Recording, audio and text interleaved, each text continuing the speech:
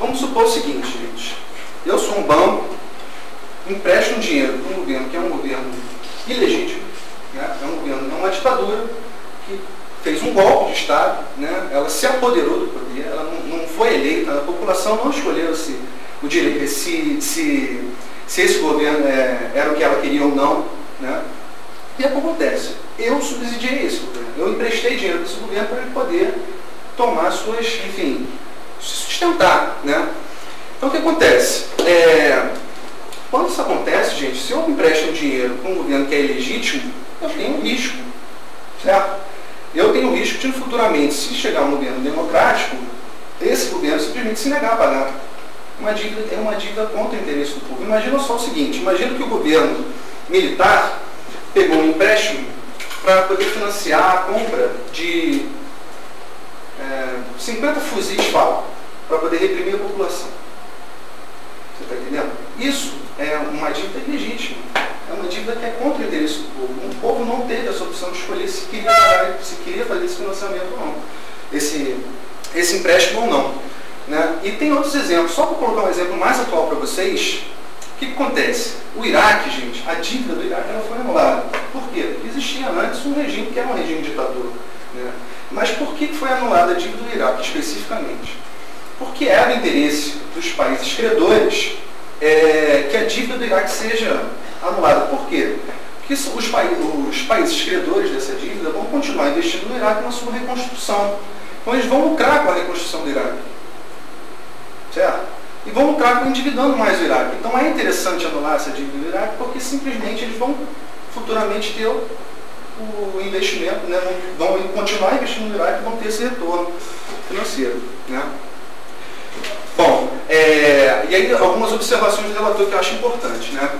O Brasil pagou 42,9 bilhões de juros à comunidade financeira no período de 83 e 86 sem um centavo de dinheiro novo. Ou seja, esse dinheiro não serviu a nada, simplesmente foi empréstimo para pagar empréstimo. Né? Não foi um empréstimo que eu peguei para poder financiar a agricultura, a safra, etc. Não foi. Foi um empréstimo simplesmente para pagar outros empréstimos. Tá? E a dívida externa registrada cresceu de 70,2 bilhões de 82 para 101 bilhões de 86. Ou seja, mesmo pagando 42,9 bilhões de dólares aos credores, a dívida ainda assim cresceu 30,8 bilhões de dólares. Né? E aí as transferências reais de recursos para o exterior atingiram 45,3. O que seria isso? Seriam os juros, né? Os juros não, os dividendos, né? Os recursos que as empresas estrangeiras aplicam no Brasil e tem o seu retorno, tem o lucro. Então, você vê que o Brasil pagou 42 bilhões, emitiu para o exterior 45,3 bilhões de dividendos, etc., de lucros dessas empresas estrangeiras, e ainda assim o Brasil aumentou sua dívida em 30 e poucos bilhões de dólares. Né? Bom, então só colocando essa questão da transferência de recursos, né, só especificamente em relação a isso, olha só, isso equivalia, na época, a 20% da poupança nacional. Então, esse dinheiro que era emitido para o exterior em forma justa, que poderia ter um controle, que você poderia controlar esse fluxo, equivalia basicamente a 25% da poupança do Brasil, né? 4,9% do PIB. Então, quer dizer, é uma soma muito grande. Né? Então, uma observação do relator que eu achei interessante, pode falar. Esse aumento de transferência de recursos reais pode se dever à alteração da Carta Circular número 5? Você está falando muito especificamente para mim. Vocês são economistas, eu sou contador. O que seria isso? Me explica melhor. Porque essa carta foi feita na época para fazer um incentivo à entrada e também à saída, mas com esperança de retorno de capital para o Brasil. No caso, alguém primeiro? Daiane, Renata, isso é a economia brasileira. No caso, muito bem. No caso,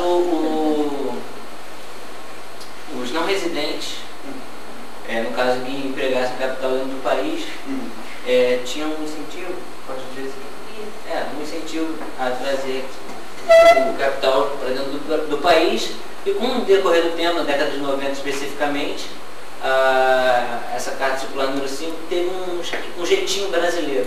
Mudanças de legislação. Isso, tinha mudança de legislação. E os brasileiros também, como residentes, passaram a fazer esse esquema. Aí começou a época das contas no exterior, os paraísos fiscais. Então eles começaram a fazer esse esquema. Ah, sim, você falou, eu conheço só a abreviatura do CC5. CC5. Entendi. O que acontece, gente? Essa transferência de recursos ao exterior, ela é justamente isso também. Ela é o dinheiro que vai e o dinheiro que vem. É isso. Mas pode-se dizer que esse aumento de transferência deve-se essencialmente a isso, ou isso também colaborou, mas tem outros fatores? Não, ele está dizendo ali, aqueles transferências reais de recursos, é pagamento de juros, é a conta serviços da transações correntes. Não é a conta de capitais. O que você está falando aí, CC5, está no balão de pagamento na conta de capitais. Entendeu? Quer dizer, ali foi, além dos juros, remessa de lucros, saída de dinheiro para pagamento de frete, serviços de fatores de produção. São transferências reais. Não é o CC5, porque o CC5 ele sai e volta. Entendeu? Né? Por quê? Porque fica mais barato você tirar o dinheiro internamente, levar para fora e trazer de volta, porque como capital estrangeiro ele goza de uma série de isenções. Se você aplicar como brasileiro no mercado, emprestando, sei lá, fazendo mil coisas aí, né? Você paga uma série de impostos. Como capital estrangeiro, você está isento deles. Então, o que o capital brasileiro mesmo está fazendo? Está indo para fora desde essa época e voltando na forma de capital estrangeiro, nos paraísos fiscais, via paraísos fiscais. Eu peço desculpas a vocês que às vezes eu me complico um pouco, porque a minha área é mais a contabilidade, então tem certas coisas que... Mas ali está se referindo... E aí a professora Lélia não toca, ela me ajuda. Não, ali está se referindo, não sei se o valor é esse, mas ele está falando de recursos reais. É isso, né? Pagamento de juros. Porque isso eu já não sabia como que o CC5 ele entrava, né? Aí vai lá para a conta de capitais. Isso eu não fazia ideia, eu sei que mais ou menos como é que era a função. Inclusive tem até discussões, né, em relação ao opportunity, né? Tem acusações em relação ao opportunity em relação a essa forma de fluxo, né? Só de dinheiro, entendeu? Aí ele não entra na conta real, não entra na conta das transações correntes. Certo. Quando é fluxo só de dinheiro, é conta de capitais, valor de pagamento. Ali, transferências reais, ele está se reportando a pagamento por alguma coisa que entrou. Bom, mais alguma coisa, gente? Bom, então o que acontece? Só uma comparação que o relator fez naquela época é que esse valor ele é simplesmente maior do que toda a dívida paga pelo governo alemão em função das reparações de guerra, né? Para você ter ideia. Então, o que acontece? O Brasil estava pagando ao exterior mais do que o governo da Alemanha pagou das reparações de guerra, né? Levou a Alemanha ao fascismo, né?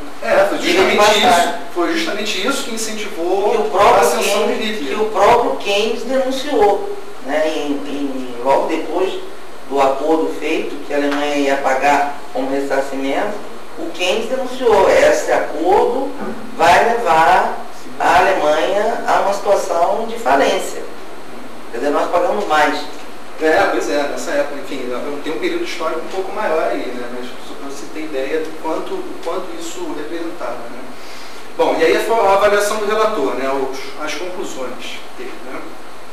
Ponto fundamental é que o Brasil continua sendo vitimado pelo sistema financeiro internacional. Eu quero que vocês prestem atenção bastante nisso que o relator está falando, que vou fazer uma pergunta para vocês depois. Bom, ponto fundamental é que o Brasil continua sendo vitimado pelo sistema financeiro internacional, causando sérios danos econômicos e sociais ao país.